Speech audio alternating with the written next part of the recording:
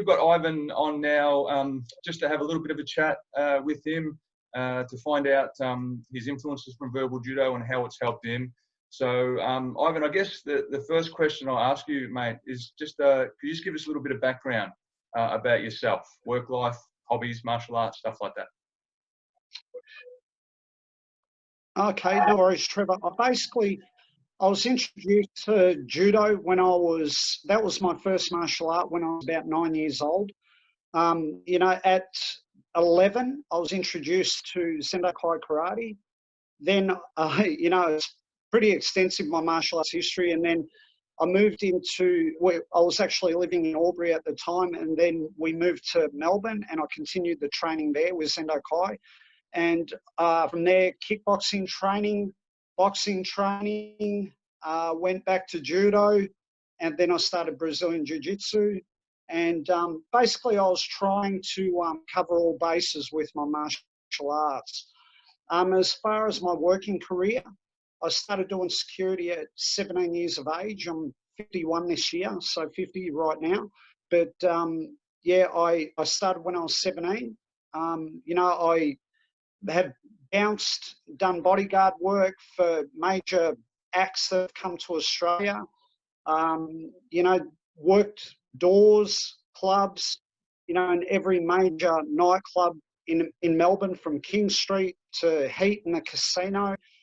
Worked suburbs, you know, different out at Heidelberg, at Brighton. So I've sort of crossed a large genre, I guess, of people and situations and, you know, in my working career.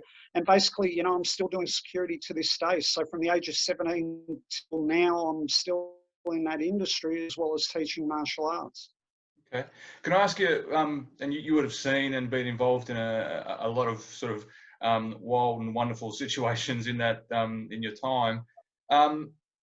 What would be the one key skill, I guess, that's kept you safe, made your job easier, along those lines? Empathy. Empathy, okay. See through the eyes of the beholder. Yep. You know, when you put physical skills aside, and, you know, obviously in my industry, that's like a last resort and everything else. But, you know, this goes back to the great man, George Thompson, and his book, Verbal Judo, that gave me an education. And, you know, as he said in his book, you know, empathy and to be able to see through the eyes of another is beyond measure in my eyes. And as I mentioned to you before we started recording, Trevor, I've lived George's book, you know. So we'll get to that. Yeah. So and just on that, how were you exposed to verbal judo?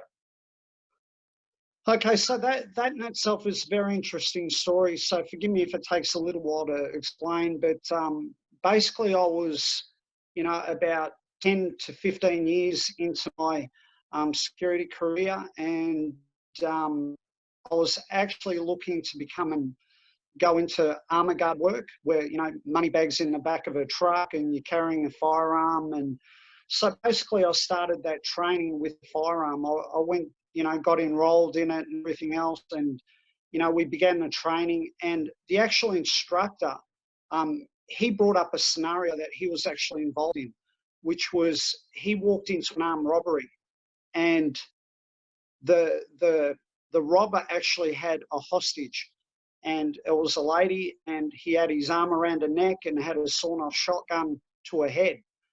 And basically the armed robber was demanding that, you know, he drops the money bags, gives, you know, hands over his firearm and, you know, screaming at him and so on and so forth. And he ended up talking his way out of that situation and leaving the premises.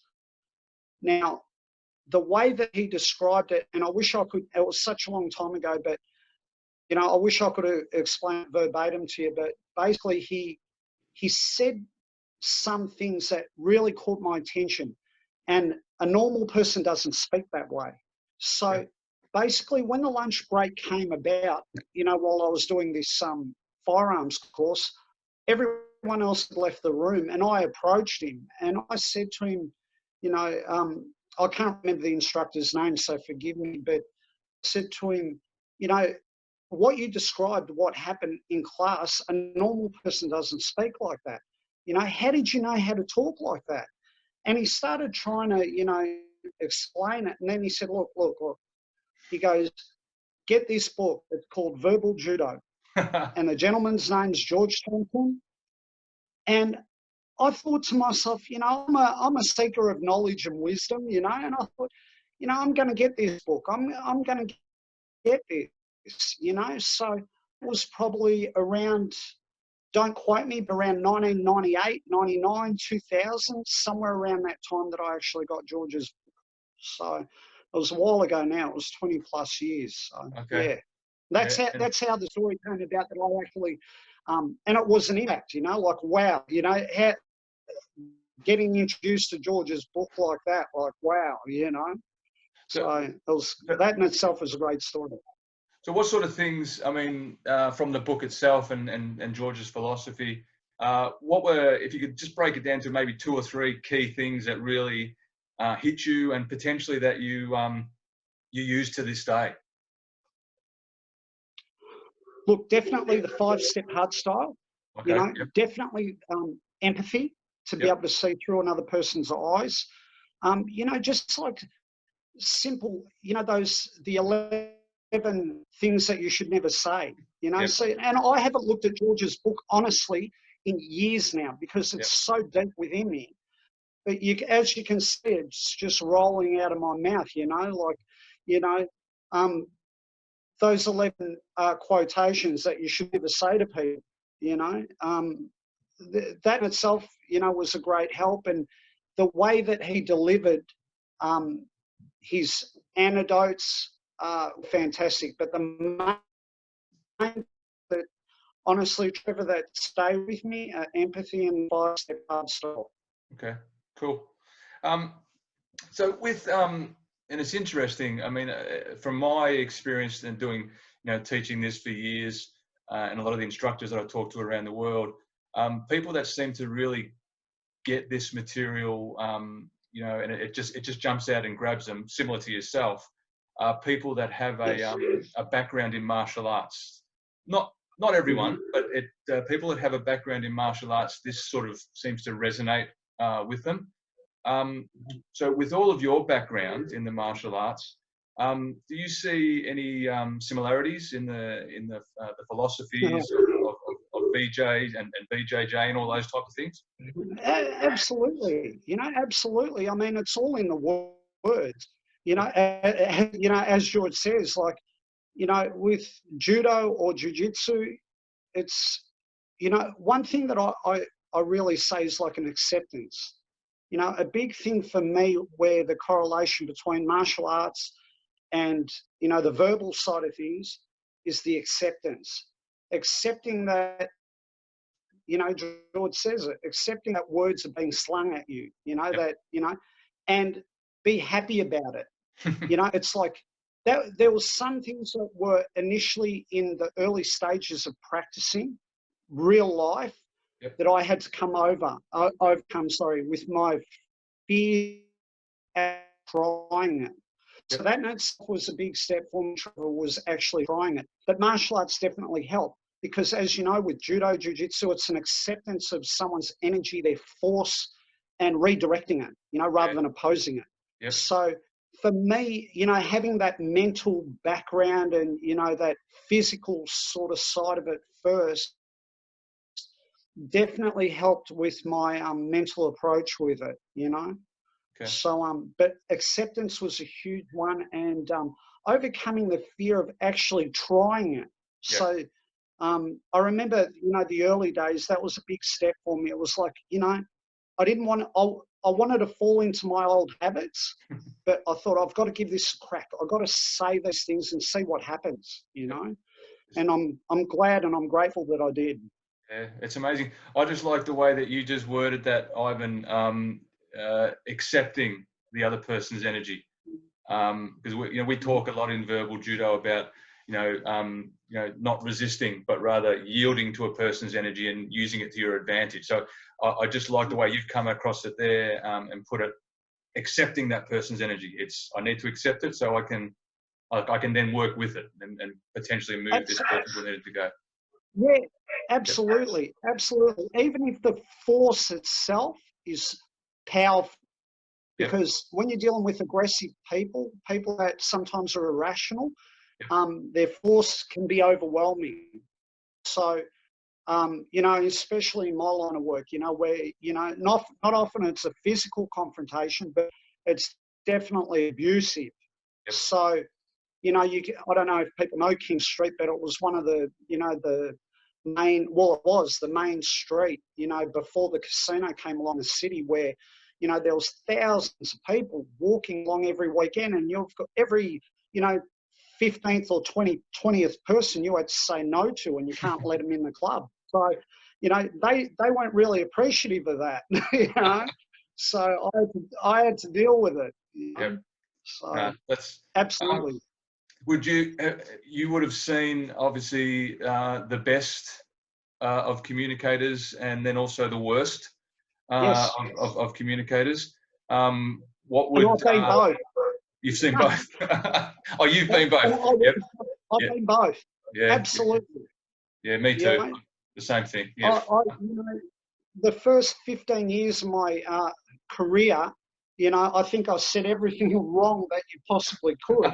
You know, from members only to, you know, I won't use the language that I used, but it definitely caused conflict. You know, and because I was a young guy, you know, like I said to you, I started when I was 17. So when you're that young and, you know, insecure, and, you know, you've got people much older than you wanting to come into a club and, you know, that type of scenario, and you're dealing with everyone from bikers to gangsters to, you know, the average Joe to, you know, you've got to know your audience. Yeah. So there's another point.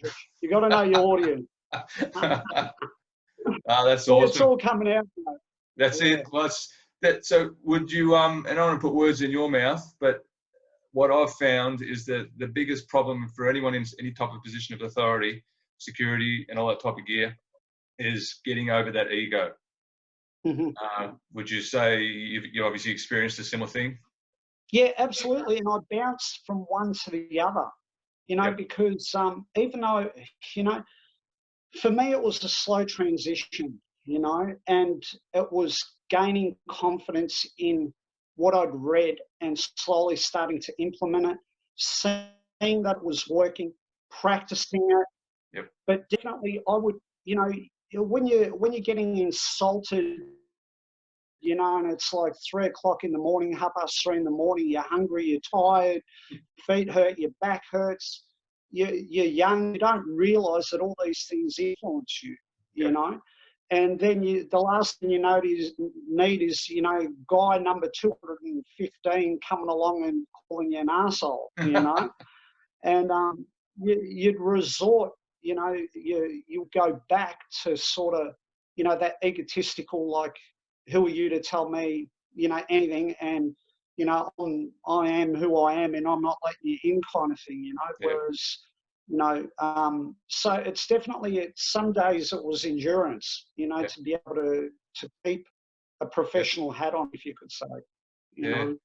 Well, it's funny. I mean, you know, today being April 25th, and it's, you know, in Australia, it's Anzac Day, and I was watching the dawn service this morning, and the governor of Victoria said something that is, you know, with the whole COVID thing going on, and it's all about that, you know, the spirit of the Anzacs developing that the courage, resilience, and then adaptability, which I thought that really resonated with me, because I thought, wow, that's what we teach in verbal judo. That's what we teach in the martial arts. The courage to be able to use your techniques to push past your ego, because that's not easy. Then build that resilience, right? And then the ability to adapt to any situation, just like in the martial arts, it's always adaptability, and you would have adapted to many different situations over your time. So, yeah, I like those three things: courage, resilience, adaptability. Yeah, absolutely. Because you know, again, you know, the thing that caught me there that you said, Trevor, was adaptability. So, I had to adapt to different people, you know. I had to, from, when I was doing bodyguard work, where it was more of a professional, well, I shouldn't say, because it was all professional, whether I was working indoor, but, it was more illustrious, I guess, bodyguarding, where you're looking after a billionaire that just flew on a private jet, and having him as an audience compared to, a guy that's drunk and walked up to the door. And so your adaptability, Yep. I had to be able to change to what was happening. Yep. So, and again, that's an acceptance in my mind of, who your audience is. So I think that's really important, to be flexible. Yeah. And there's another thing with, that relates back to martial arts. If you're not flexible, and that comes down to your ego. If your ego's a hard shell, you're not going to be adaptable. And that, to me, comes back to having humility and being humble. Yep. If you have humility and you're humble, which we learn in martial arts. So the first day you walk in, you learn to bow before you walk into the mats. So, Yep. And what's bowing? It's symbolic of being, being humble and having humility. Yep. And if people just nod their head, it means nothing. But if you do it with substance, it benefits you, as a human being, definitely. Yeah, no, that's. So I hope that helps. That's awesome. Humility is huge. I mean, if that humility helps you overcome, I think, the problems of the ego, which is we've all got, but I think that's really, really important. What would be advice to anyone out there that's potentially looking at doing some conflict resolution, de-escalation, verbal judo training? It doesn't have to be verbal judo, but just the skills, and then the I guess the ease that translates to dealing with difficult situations. What sort of advice would you give people out there? Everyone should do it. Yep. My advice is like that sounds, like, because the thing, Trevor, the thing is, somewhere in your life you're going to be dealing with difficult people, and whether you're young or old, or you're going to the supermarket, or your spouse, as it is in verbal judo, there is difficult people out there. And sometimes, they're irrational for a reason, and they don't see it, or, you can help them see why they're being irrational. Sometimes they're not even conscious of it. Yep. So, whether you're a business person, your spouse, just for your own personal relationships at home, kids going to uni. For me, like, from whatever age group, that a child or a teenager can comprehend through to older age, I think it's huge. And I'm not just blowing that up, because I think everywhere in life, whether you're standing in a queue, there could be a difficult person wanting to push in, and you've got to persuade them or dissuade them, to road rage these days, to business meetings, it's just endless. Yep. So my advice to anyone watching this is, you don't wait for a difficult person to walk into your life, and then you're like sort of stumbling through things, and and then it flares up and you've got problems. Take advantage of these, especially, George, and what you're doing, Trevor. I think it's enormous. I think it should be taught in schools. Yeah. I think school teachers should learn it. I think more police officers, ambulance, emergency services. I don't know how far their training goes, but I think especially security and crowd controllers. Yep. It should be compulsory. It's huge, as well as just average people. Do it. Trust me. No, that's awesome. I'm speaking the truth.